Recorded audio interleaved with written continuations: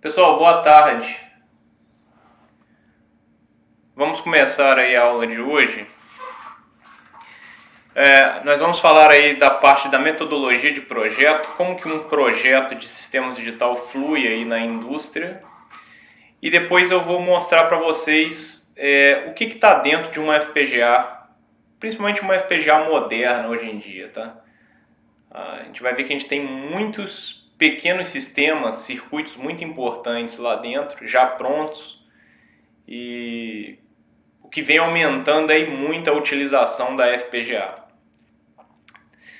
Mas primeiro vamos ver aqui a parte dos projetos, tá? Então, como que um projeto de um sistema digital ele ocorre, né? Então, primeiramente aqui um sistema embarcado que muitos consideravam hoje antes, né, como um sistema envolto a uma CPU. Hoje ele já pode ser pensado como um sistema envolto a uma FPGA, até porque uma FPGA moderna ela pode embutir um processador, tá? Mas então basicamente a gente tem num sistema digital, a gente tem uma série de periféricos, né, que são dispositivos aqui na periferia desse desenho, né, como sensores, atuadores. E aí esses dispositivos periféricos, eles dependem de um conversor de domínio, né? Então, por exemplo, a CPU ela trabalha no domínio digital. Para ela mandar um sinal para um atuador, talvez ela tenha que fazer essa conversão do domínio analógico. Então aqui eu tenho um conversor digital analógico. No caminho inverso, até chegar à CPU, eu tenho geralmente grandezas analógicas, que a natureza, né, apresenta grandezas analógicas para a gente. Então eu tenho os sensores capturando essas grandezas analógicas, e aí eu dependo de uma conversão do mundo analógico para o digital. Tá? Depois eu tenho portas de diagnóstico, né, interfaces humanas, como teclado, como displays, etc. Tá? Mas a chave desse slide aqui é justamente o seguinte: esse cara aqui, né, essa CPU, hoje em dia muitos sistemas já estão substituindo por uma FPGA. Porque às vezes eu não preciso ter um circuito flexível, né, que é uma CPU, que é um circuito programável, onde eu vou botar um software controlando as operações que serão realizadas. Tá? Porque muitas das vezes isso não é eficiente. Tá? Se eu estou fazendo um sistema flexível, significa que ele é utilizável para várias coisas, para várias aplicações. Isso significa overhead. O que é overhead? Overhead é toda vez que um sistema é flexível, que ele tem que atender a vários tipos de coisa, né? Você tem que criar uma interface de flexibilidade ali. Basicamente é o software e, no caso, o circuito que interpreta o software, eu vou ter que ter mais circuitos só para interpretar aquele software ali. Então eu estou aumentando o overhead, eu estou aumentando a quantidade de processamento feito, não para aplicação específica, mas somente para eu entender a aplicação. Tá? Então, nesse ponto que a FPGA entra. Porque com a FPGA eu consigo fazer um circuito dedicado. Então, diminuo o overhead. Além de diminuir o overhead, eu posso fazer um circuito com propriedades específicas para aquele tipo de aplicação que aumentam o desempenho. Tá? Então, tudo isso atrelado à queda de custo da FPGA atualmente, né, então está agregando muito na utilização da FPGA em sistemas embarcados. Tá?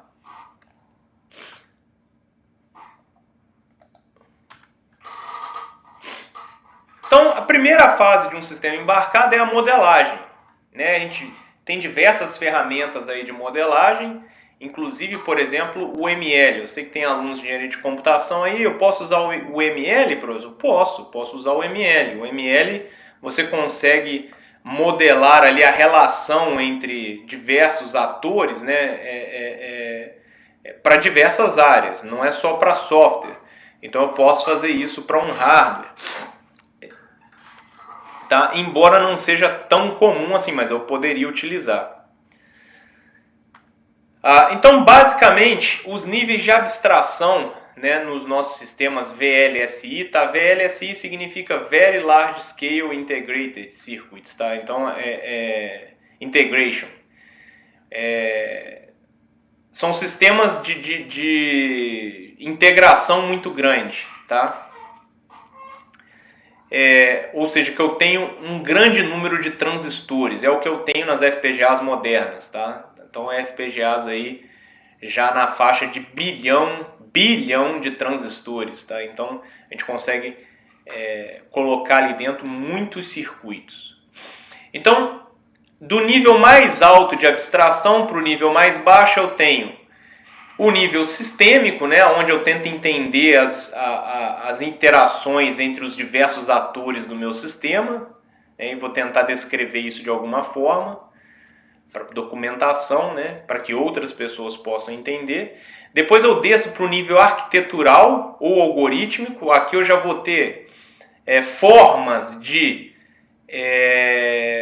simular aquele comportamento, embora aqui geralmente eu não vá fazer essa simulação a nível de circuito, tá? Então vou fazer essa simulação a nível do comportamento descrito aqui em cima, para ver se essas interações entre esses atores elas estão corretas como imaginado.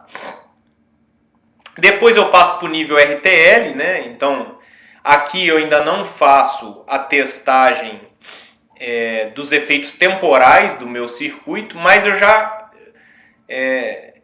não necessariamente eu desci a nível de circuito, mas pelo menos eu já desci a nível lógico, vamos pensar assim. Então eu já desci a nível lógico e de registradores. Então, de novo, eu não considero quaisquer atrasos, quaisquer efeitos temporais, tá? Eu só considero os efeitos lógicos. E aí sim, depois eu desço para o nível de portas, tá? Então, esse nível de portas, aí sim eu já tenho os atrasos das portas em si, tá?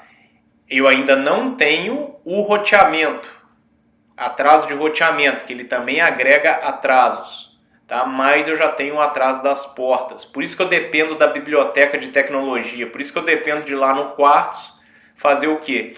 Quando eu crio um projeto, atrelar esse projeto a uma FPGA. Quando eu faço isso, eu estou linkando meu projeto às bibliotecas de tecnologia, aos modelos de atraso das portas. Então, geralmente, em nível de FPGA, tá? A gente vai parar aqui. Tá? É claro que ainda vou ter o nível de placement and route, tá? Mas eu não tenho o nível de transistores. Tá certo? Eu não tenho nível de transistores. Se eu fosse partir para um projeto de um ASIC, aí eu vou descer mais ainda. Eu tenho o nível elétrico de transistores, o nível de layout, onde eu vou fazer o layout do meu circuito, e aqui o nível de máscaras. Basicamente é o que eu mando para a fábrica fabricar no caso de um ASIC. Tá? Mas num caso de um FPGA, geralmente a gente vai trabalhar até aqui, ó, nível lógico ou de portas, tá? Vai fazer o placement route também, mas não é a mesma coisa do que eu desenhar transistores. Eu já vou usar os dispositivos lá prontos e a FPGA, o Quartz, por exemplo, ele vai saber o que ele fez de roteamento, onde que ele botou o circuito, né, o placement, ou seja, onde ele botou o circuito no FPGA, e o route, como que ele roteou o circuito, e vai conseguir extrair esses atrasos também. Então a gente consegue, no final das contas, se eu fizer uma simulação bem feita no Quartz, eu garanto que o meu circuito vai funcionar na FPGA. Tá? Então é uma besteira eu precisar descarregar o circuito na FPGA para testar, a não ser que eu tenha periféricos. Aí muitas das vezes alguns periféricos eu não consigo adicionar os efeitos desses periféricos na minha simulação. Então aí sim, talvez seja necessário eu descarregar numa placa para testar o sistema inteiro. Caso contrário, não. Tá? Se eu estou desenvolvendo um circuito que ele por si só existe ali na FPGA e basicamente ele só tem interface externa ali de visualização para o ser humano, eu consigo testar isso completamente no nível de simulação e garantir o funcionamento, tá? Por quê? Porque o nível de modelagem das bibliotecas de tecnologia são muito bons, tá? Então a gente tem isso daí. Vendo de uma outra perspectiva, né, os nossos projetos de sistemas digitais, eles vão ter 3 eixos. Tá? Então o eixo comportamental, esse daqui basicamente é o que vocês trabalharam até agora em digital 2, tá? Lá vocês começaram a aprender Verilog, então vocês usavam muito a descrição comportamental. Por exemplo, como que eu descrevo um MUX? Vocês descreveram um MUX de forma comportamental. Como que eu descrevo um outro circuito qualquer? Vocês descreveram isso de forma comportamental. Nos trabalhos que muitos fizeram aí, vocês já usaram um pouco de estrutura, né? Mas não usaram todos os níveis da estrutura. Vocês basicamente usaram um pouco de descrição em Verilog estrutural para conectar blocos comportamentais e montar pequenos sisteminhas, tá? Então agora a gente já vai mexer um pouco mais com isso. O eixo geométrico, pessoal, geralmente a gente não usa muito dentro de FPGA. Então esse eixo geométrico a gente usa mais quando a gente está projetando o ASIC. Então, para quem não sabe o que é um ASIC, basicamente é um circuito de propósito específico em nível de circuito integrado. Tá? Então, é eu construindo um chip. Tá? Então, eu não vou usar FPGA, eu vou fazer o projeto de um chip e vou mandar para alguma fábrica fabricar aquele chip para mim. Então, nesse sentido, o eixo geométrico é importante. Dentro de FPGA não é tanto, tá? Porque a gente não tem tanto controle assim na ferramenta de síntese, aonde ela coloca o circuito na FPGA. Tá? Mas esses dois aqui a gente tem esse controle sim. Então, o eixo comportamental, né? De fora para dentro, eu vou, né, diminuindo o meu nível de abstração. Então, aqui, no primeiro aro, aqui, o mais externo, né?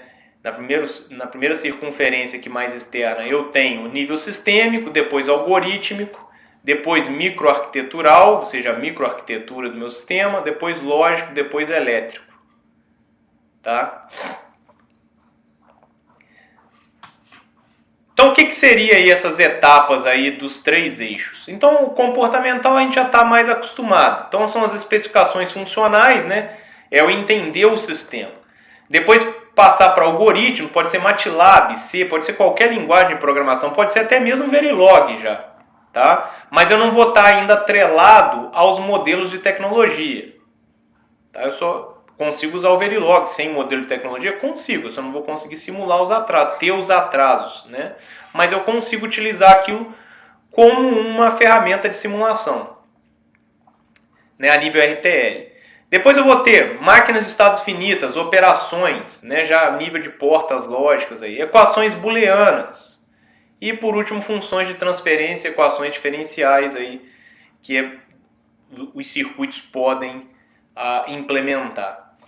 No eixo estrutural, o que eu vou usar de estrutura? Como que isso vai ser organizado? Então, olha lá, tem processadores, memórias, barramentos, módulos de hardware.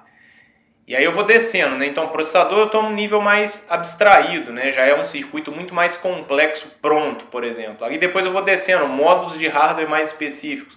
Depois um nível mais abaixo, registradores, multiplexadores, operadores. A gente vai ver que esses circuitos aqui, ó, eles vão estar nos nossos sistemas. No projeto MIPS que a gente vai fazer, a gente vai ver que os diversos estágios do processamento da informação são segmentados por registradores para formar o pipeline. Multiplexadores, eles são importantes por quê? Porque às vezes eu tenho um truncamento de informações. Qual que é que eu vou jogar para frente? Eu tenho 5 informações chegando. Qual que é que eu vou jogar para frente? Em muitos lugares, em muitos circuitos, eu não posso jogar as 5 para frente. Às vezes eu só tenho um barramento para frente para jogar essa informação. Então tem que selecionar uma. Nesse caso, os multiplexadores vão, né, ser muito utilizados. A gente vai ver que eles vão estar presentes no nosso MIPS também. Depois portas lógicas, flip-flops e por último os transistores. Né? Embora aqui, como eu falei, transistores, resistores, capacitores, indutores é mais para quem está projetando o ASIC. Né? Nas nossas FPGAs a gente para aqui, né? Nas portas lógicas e flip-flops. O eixo geométrico, então a gente pode pensar no posicionamento das coisas no meu espaço físico. Mas aí, de novo, como eu falei, em FPGA, a gente não tem muito esse controle. Quando eu compilo lá no Quartz, o Quartz já define, baseado na FPGA que eu escolhi e baseado no circuito que eu descrevi, o Quartz já vai determinar onde que o meu circuito vai ser colocado, quais elementos lógicos vão ser utilizados, etc. Tá? Então eu não tenho esse controle. Mas se eu estiver projetando um ASIC, isso daqui deve ser parte do meu projeto. E lembrando que esse aro, nos 3 eixos, ele deve ser feito de forma simultânea. Então, quando eu estiver pensando nas especificações funcionais, eu já tenho que estar pensando nas partições físicas e já tenho que estar pensando em que infraestrutura eu vou usar, ou seja, que circuitos. Então, eu tenho que estar pensando nisso tudo aí para envolver tudo ao mesmo tempo e eu fazer um bom projeto.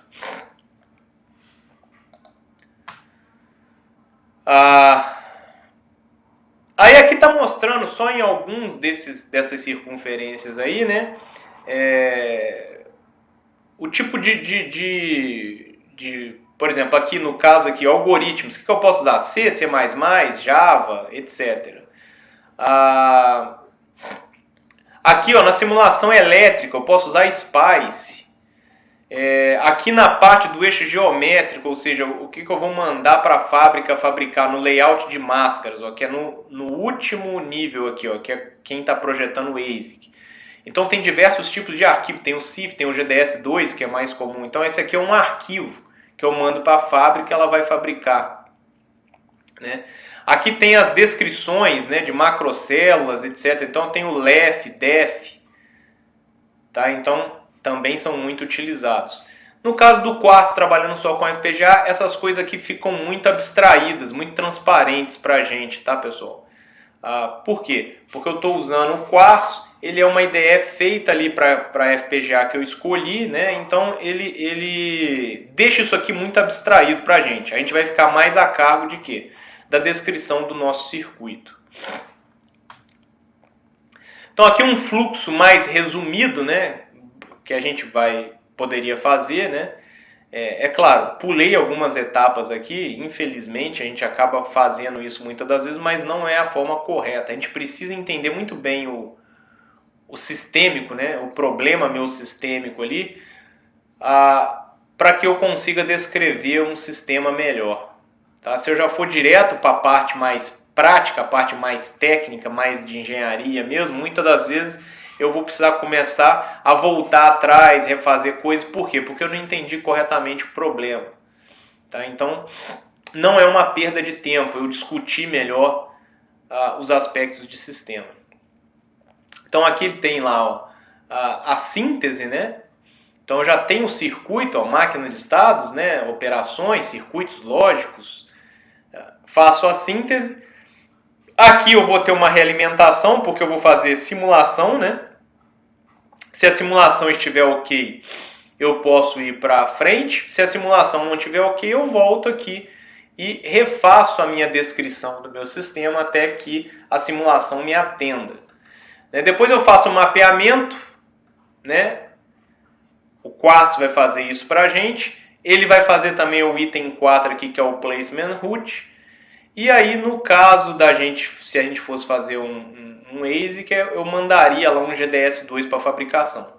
No nosso caso, a gente não gera um GDS2, a gente gera um bitstream, né? O Quartz gera um bitstream para a gente, que é gravado por JTAG na FPGA. A gente vai ver isso na próxima apresentação. Tá? Mas, na verdade, é uma sequência binária.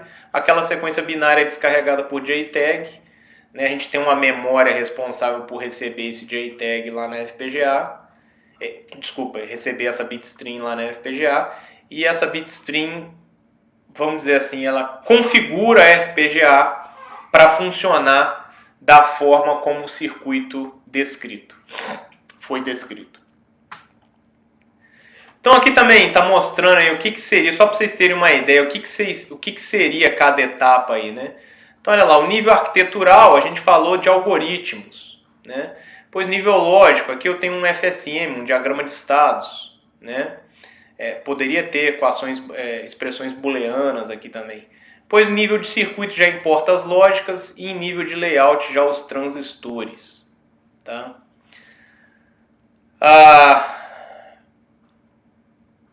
Então aqui eu também tenho, a gente vai usar muito essa representação, né? Porque esse curso aqui está dentro do curso de engenharia eletrônica.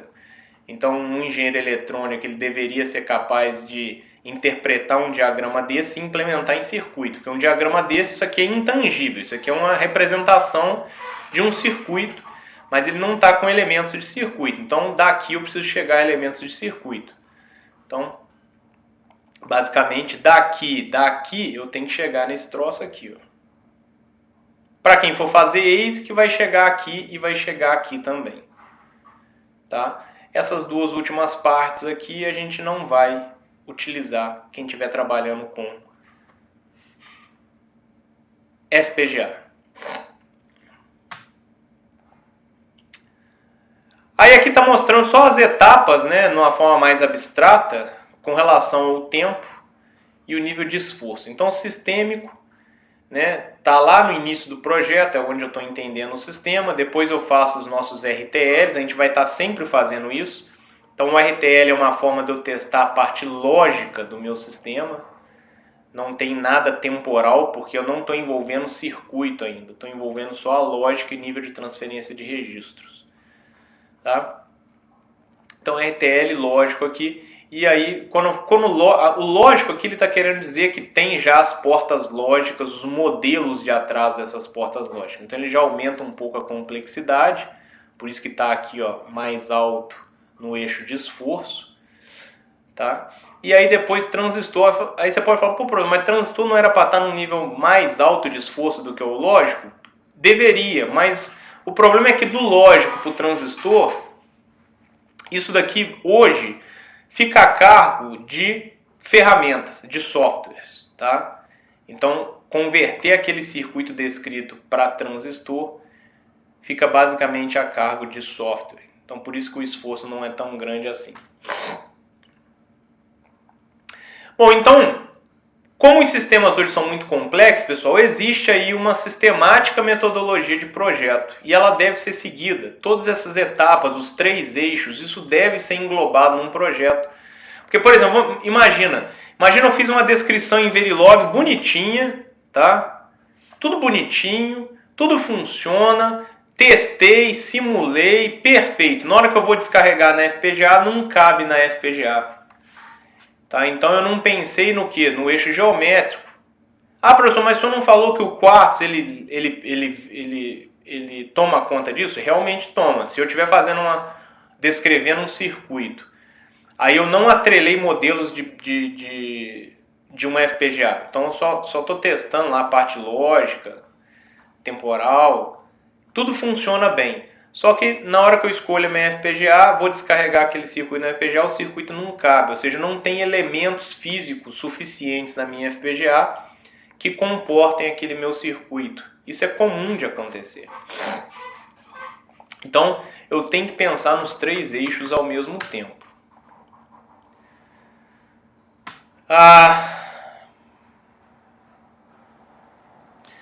Então aqui, né, as naturezas das transformações, né, que a gente está aplicando durante o projeto. Então tem transformações de síntese, transformações de validação, né? Então, lembrando que primeiro eu faço a síntese, ou seja, eu descrevo um circuito, faço a síntese, tem que ver se vai ser possível fazer o placement root, etc. Mas eu também tenho que fazer a validação através de testes, test bench, comparar com benchmarks, etc. para chegar e dizer assim, olha, meu projeto está completo. Né? Nós temos aí 2 tipos de abordagem ainda, né? Que é a abordagem descendente e ascendente. A gente vai utilizar as duas. Tá? Embora na indústria, muitas das vezes a gente utilize mais essa abordagem. É claro que depende da indústria, né? Mas é que a indústria de aplicação de circuitos é muito maior do que a indústria de criação de circuitos. Ou seja, quem que é a indústria de aplicação de circuitos? É a indústria de sistemas. cara vai pegar diversos bloquinhos, interconectá-los e formar um sistema com a funcionalidade específica. Tem uma outra indústria que constrói os bloquinhos. Então, qual que é o maior número de indústria? De aplicação. Tá? Então, pensando dessa forma, a abordagem descendente ela é mais utilizada. Por quê? Porque ela é mais utilizada na indústria de aplicação. Então, muitas das vezes eu compro o IP de um terceiro. Só para vocês terem uma ideia, mesmo indústrias gigantes, por exemplo, a Apple agora falou que não vai usar mais a arquitetura 8086, tá? da Intel. Ela vai usar o quê? ARM. Ela que vai criar o processadorzinho ARM? Não. O que ela faz? Ela compra o IP de um terceiro, da ARM, e aí ela usa nos projetos dela. Então ela comprou um bloquinho e vai usar no projeto dela. Abordagem descendente. Então olha lá, ó, imagina que esse cara aqui é o meu sistema, tá? Imagina que isso aqui é o meu sistema, né? E eu tenho diversos bloquinhos lá, ó, bloco amarelo, bloco azul, bloco vermelho, bloco verde. Eu posso ter comprado esses blocos. Aqui pode ser um circuito fechado, uma caixa preta para mim, desde que no manual esteja falando, olha, ele recebe isso de entrada e solta isso de saída. E funciona assim, assim, assado. Pronto, eu posso utilizá-lo no meu sistema. Tá? E aí eu vou descendo o nível de abstração. Por isso, descendente. Eu vou descendo no nível de abstração. Muitas das vezes eu não preciso chegar aqui, ó. Tá? Muitas das vezes eu não preciso nem fazer isso aqui, ó.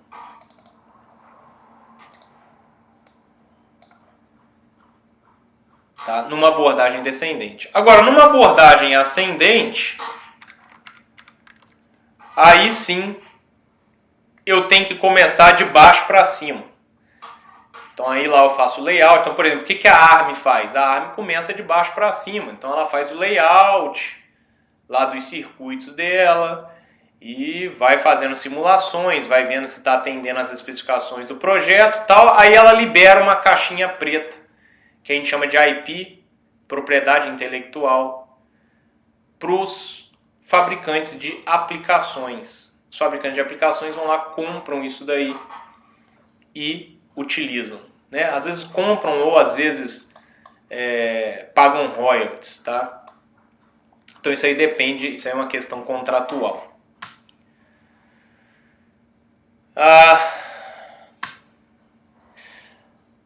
Pessoal, no nosso projeto do MIPS, né, a gente, como está aprendendo aqui e os blocos são muito simples, a gente vai usar as duas abordagens. Tá? Até porque vocês vão fazer em grupo, então vocês podem e até devem, né, delegar. Você faz isso, eu faço aquilo, depois a gente junta. Então, por exemplo, lá no nosso MIPS a gente tem a halo, tem multiplexadores, tem registros, tem o circuito de controle. Ou seja, eu tenho meus bloquinhos que vão compor o meu processador, meu sistema. Se cada um fizer um bloquinho e depois vocês interconectarem, vocês vão estar usando a abordagem ascendente. Agora não, eu também posso fazer o contrário, eu posso descrever o sistema primeiro. Ó. Eu não descrevi ainda essa caixinha, o que tem dentro dela, eu só descrevo a interface. A gente vai ver isso nesse laboratório agora, inclusive, vai começar a ver isso. Eu só descrevo a interface, eu não descrevi o comportamento ainda. Mas aí eu já sou capaz de descrever o módulo que descreve essas interconexões. Embora se eu simular não vai funcionar nada. Por quê? Porque eu não descrevi o que está aqui dentro. Eu só descrevi as interfaces, só para eu ser capaz de interconectá-las. Tá? E aí depois eu vou descrevendo o que tem em cada um desses blocos. Então aí, nesse caso eu estaria usando a abordagem descendente. Então no laboratório 3 agora a gente vai ver essas duas abordagens. Tá? Sexta-feira.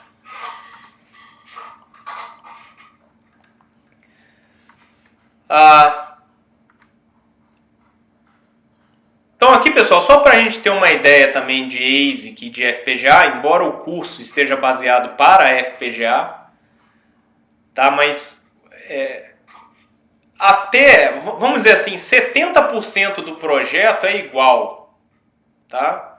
Então, se a gente lembrar lá dos 3 eixos e das circunferências, 70% é igual para projetar um ASIC, projetar um sistema para rodar numa FPGA. Muda basicamente os níveis de mais baixa abstração. Tá? Então, num ASIC eu tenho algumas metodologias específicas, né? Full Custom. O Full Custom aqui é eu fazer o desenho transistor por transistor. Tá? Isso é quase que inviável nos dias de hoje, dada a complexidade. Né? A gente sabe que os transistores mais novos já está chegando a dezenas de bilhão de transistores. Então não tem como desenhar 1 bilhão de transistores na mão. Tá? Então, isso aqui hoje em dia não é muito usual, a não ser para alguns circuitos de propósito específico ali, circuitos analógicos, aí tudo bem. Semi-custom, né? Então eu trabalho com um pouco do full custom e um pouco de automatizado, né? Mas de qualquer forma, o que é mais comum hoje em dia na indústria de ASICs é o standard cell. Ou seja, eu tenho células padrão. Quem são essas células? Por exemplo, porta-end. Quando eu faço uma síntese de um circuito, todo aquele comportamento que eu descrevi, ele é convertido em lógica, em registros, né? Então, standard cell o que é? Eu tenho porta-end, porta-O, porta-XOR, porta-NOT, flip-flop D, flip-flop JK, não sei. Eu tenho esses circuitos prontos, inclusive a nível de desenho, de layout. Tá? E aí a minha ferramenta de síntese faz a interpretação daquele circuito que eu descrevi para esses elementos de circuito em si. Tá? Então isso é o standard cell, que seria o mais utilizado. A FPGA já é diferente, porque eu já tenho esses bloquinhos aqui, a gente vai ver o que é cada um desses bloquinhos aí, né? Cada fabricante chama de uma coisa, mas o que tem dentro aqui basicamente é igual. Tá? A gente vai ver daqui a pouco. Então, é bem diferente, um chip, né? Um ASIC de uma FPGA. Professor, quando eu escolho um chip, quando eu escolho uma FPGA? Bom, basicamente o que eu tenho que levar em conta são esses 3 aqui, ó. Custo, tempo, desempenho. Tá? Então, essas 3 coisinhas aí, elas são intrínsecas, né, de qualquer projeto. Não só de sistemas digitais, mas de qualquer área, né? Tem que levar em consideração o custo, tem que levar em consideração o tempo de projeto e eu tenho que levar em consideração o desempenho. Se você está desenvolvendo um projeto e você não está levando essas 3 coisas aqui em consideração, você não está fazendo um projeto de engenharia. Você é um robista. Tá? Eu só quero fazer funcionar. Funcionou, tá bom. Isso é coisa de robista. Tá? Engenheiro não pode pensar nisso de jeito nenhum. Tá? Porque se você é profissional, você está pensando em lançar aquilo no mercado. E aí, lançando no mercado, eu tenho que lembrar que eu tenho concorrência. Então, eu tenho que ter desempenho? Tenho. Né? Até vou desenhar a setinha para cima aqui, porque eu quero, né, maior desempenho possível. Com o menor custo possível. Com o menor tempo de projeto possível. Tá? É claro que, geralmente, essas coisas não andam assim. Né? Geralmente anda de que jeito, professor? Geralmente é assim, ó, eu quero reduzir o custo. O custo é minha prioridade. Reduzir o custo, o que acontece? Infelizmente o desempenho cai. A gente não queria que fosse assim, tá? Mas infelizmente. Né? Reduzir o custo, agora eu não posso comprar FPGA mais nova, mais moderna, eu tenho que comprar uma FPGA antiga. Então o desempenho intrínseco do hardware vai cair. É claro que eu ainda posso atuar no projeto, né? Eu gasto um pouquinho mais no projeto, tento fazer um projeto mais otimizado para tentar fazer o meu desempenho subir um pouco, Mas intrinsecamente o hardware na qual aquele projeto está colocado, ele é pior, né, do que se eu pudesse comprar uma FPGA melhor. Mas então essas coisas aqui a gente precisa levar muito em consideração, pessoal, tá? Custo, tempo de projeto e desempenho. A gente sabe que nessa área tecnológica as coisas acontecem muito rapidamente. Só para vocês terem uma ideia, um projeto de um ASIC, geralmente ele demora aí 1 ano e meio a 2 anos, tá? Um projeto até rápido. Poxa, mas de 1 ano e meio a 2 anos, né, a China já pode ter fabricado 15 chips daquele. E aí como é que você vai competir? Tá? Então o tempo de projeto também é muito importante.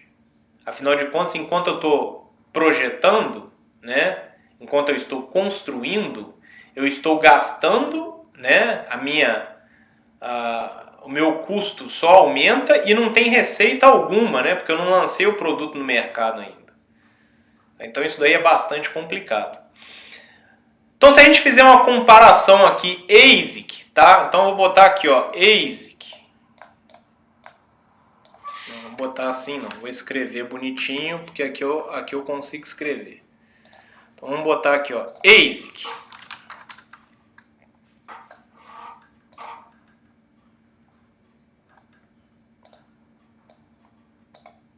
Tá? E FPGA.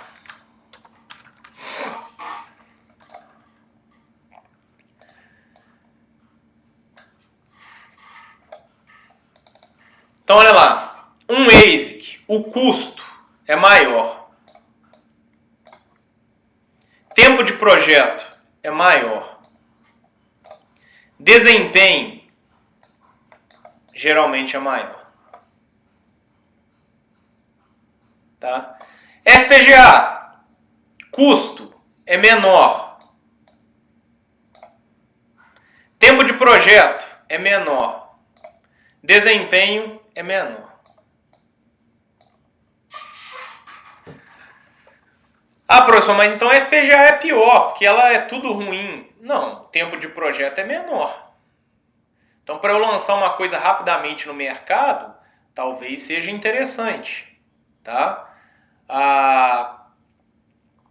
Mas aí não vai ter desempenho. Tá, mas a gente precisa pensar. Esse custo aqui também é relativo, tá? Por quê?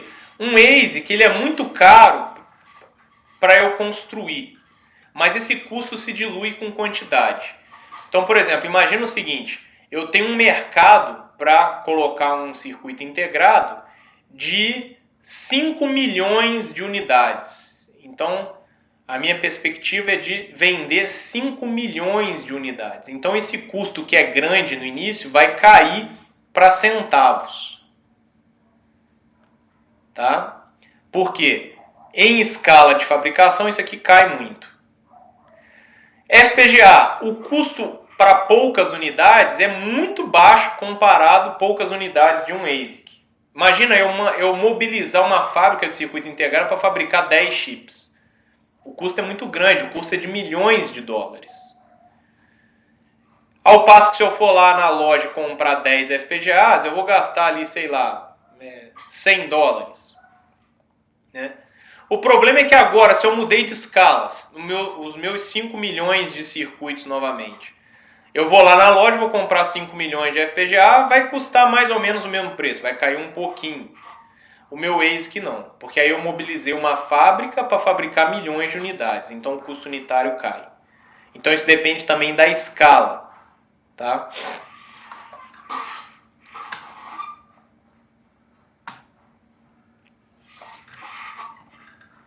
Esse slide aqui mostra muito bem o que a gente vai fazer. Tá? Então, olha lá. Por isso que eu falei que o processo, né, de um projeto, o fluxo, né, de projeto de um circuito, de um sistema, é muito similar para ASIC e para FPGA. Vai mudar nas camadas de menor abstração. Então, basicamente, ó, eu tenho essa bifurcação aqui no final. Eu venho para cá ou eu venho para cá. O resto é igual. Então, eu tenho a descrição do circuito esquemático. A gente não vai estar usando isso mais, tá? Porque aqui é de sistemas digitais. A gente vai usar a linguagem de descrição de hardware. A gente vai usar isso. Aí o que eu faço? Crio um projeto no Quartz, atrela uma FPGA. Então eu fiz o mapeamento para uma dada biblioteca. Olha lá minha biblioteca, ela tem a modelagem dos componentes de circuito. Aí eu faço a síntese física, o particionamento, o placement e o routing. Tá? Se for para uma FPGA, vai ser gerado um bitstream. O bitstream é descarregado geralmente por JTAG aqui dentro. Se for um ASIC, eu gero camadas de desenho, né? Camadas, aqui a gente chama de camadas, né? Mas basicamente é como se fosse um desenho de paintbrush, tá? Retângulos, basicamente retângulos, né? Em diversas camadas diferentes, cada uma dessas camadas representada por uma cor. E aí eu mando isso para a fábrica, que a gente chama de foundry. E aí ela vai fabricar aquilo para mim. Então os parâmetros de projeto ali, ó, eu não comentei desse último, né? Os outros três aqui já estavam comentados naquele slide lá. Faltou aqui a testabilidade. Testabilidade é importante hoje. Então quando eu fizer um projeto, eu tenho que pensar em como ele será testado. Geralmente na indústria, inclusive, são equipes diferentes, a de projeto e a de teste. Tá? Mas a testabilidade também é importante. Muitos sistemas digitais, inclusive, eles englobam circuitos ali dentro que é só para teste. Só para o modo teste.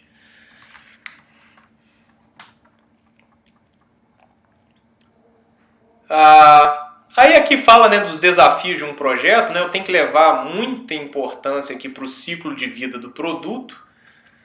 Né, vai desde o ciclo do projeto mais o ciclo do produto. Pensar que vamos supor, eu vislumbrei um mercado hoje, mas o meu projeto, se for um ASIC, vai demorar 1,5, 2 anos. Aqui está falando até 3 anos. Se for uma FPGA, eu consigo reduzir isso aí basicamente para 6 meses eu já consigo fazer. Vai depender também se eu usar IP de terceiros ou não. Mas mesmo que seja 6 meses, poxa, eu vislumbrei um nicho de mercado. Só que eu tenho que lembrar que para eu começar agora, tendo uma equipe competente, no mínimo eu vou gastar 6 meses para lançar isso no mercado. Será que em 6 meses ainda existirá esse nicho de mercado? Então é difícil, pessoal. É bastante difícil isso daí.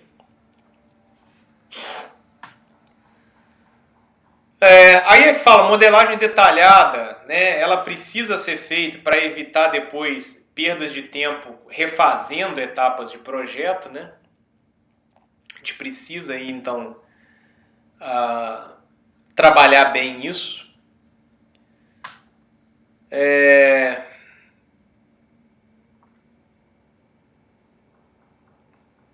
Tá. Preciso ter em mente também que ferramentas que eu terei disponível para automatizar o meu projeto. Por exemplo, eu vou ter IPs disponíveis? Eu vou ter o IP da ARM disponível? Por exemplo, meu sistema precisa de um processador na FPGA. Eu que vou ter que fazer lá um processadorzinho ou eu vou ter um IP disponível? Ou melhor ainda, na FPGA que eu estou trabalhando vai ter um hardcore já dentro, já pode acontecer, tá? Então, por exemplo, eu posso ter um softcore, né, que eu vou descrever aquilo completamente lá, que é o caso do MIPS, né? Posso ter um firmcore, né, que já tem lá, por exemplo, no caso da Altera aqui, a gente tem lá um processadorzinho, mas ele não é um hardcore. Tá? Ele já é um IP que está pronto e ele é sintetizado lá dentro. Ou, no caso, um circuito pronto ali para a gente usar. Então, isso também vai influenciar no tempo de projeto.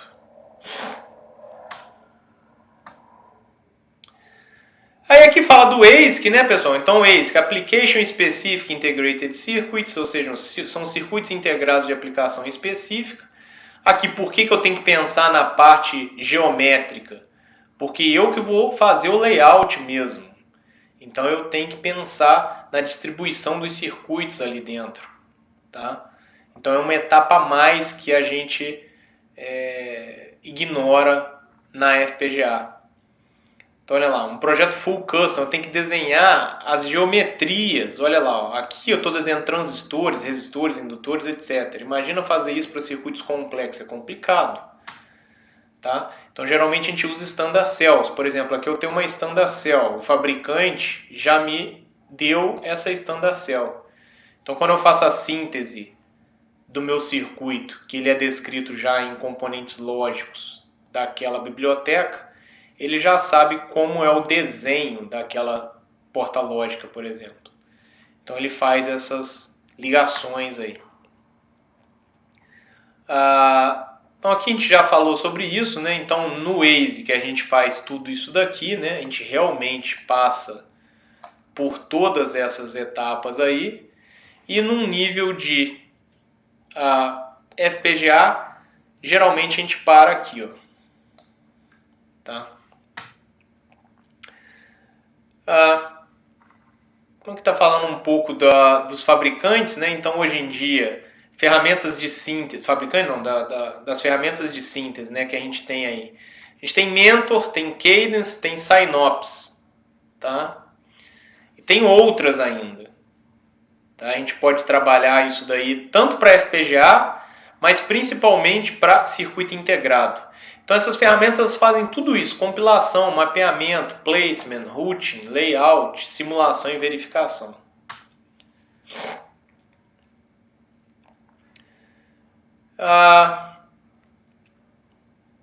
Esse slide aqui é importante também porque ainda existem CPLDs, tá, pessoal? Então é a diferença, né, entre um CPLD e uma FPGA. Então o que a gente vai estar usando, a família Max10 é uma FPGA. Tá? Então, qual que é a diferença, professor? Já que um CPLD também é um programmable, tá? Então também é customizável, também descarrega um circuito ali dentro, assim como na FPGA. Mas basicamente é o roteamento. Então, os entroncamentos de roteamento que já estão prontos, tanto dentro do CPLD quanto dentro da FPGA, eles são distintos. Tá? Então, um CPLD é mais amarrado esse roteamento. Eu acabo tendo muito desperdício desses caras aqui, ó, que é onde eu posso realmente colocar circuito. Por quê? Ele não está sendo usado, por que eu não utilizo? Porque não tem roteamento disponível para chegar lá. Então, CPLDs, geralmente a gente tem taxa de ocupação, vamos supor, eu estou fazendo um circuito bastante complexo, que basicamente utilizaria quase que 100% da minha FPGA ou do meu CPLD. Então no CPLD não vai caber, tá? Por quê? Porque vai ficar muito desses caras aqui, ó, sem utilização, porque eu não tenho como chegar com trilha lá. Na FPGA isso já é mais flexível, isso já é melhorado. Tá? Então eu consigo taxas de ocupação mais perto de 100% na FPGA. Então hoje em dia é mais comum o FPGA do que o CPLD, embora ainda exista muito CPLD aí no mercado. Quem são os main players aí da parte de FPGA e CPLD? Então a gente tem o Actel, a Altera, a Xilinx e a Atmel. Tá? Então eu diria aí que a Xilinx ela é muito forte, tá? E a Altera também. Eu diria que a Xilinx é um pouco mais forte ainda. A Altera foi comprada recentemente pela Intel, tá? Então, poxa, é um super player aí da parte de circuito integrado que está ganhando mercado nessa área também. Mas podem ver que a Altera e Xilinx aqui estão até em destaque, que elas são os main players aí. Beleza, pessoal.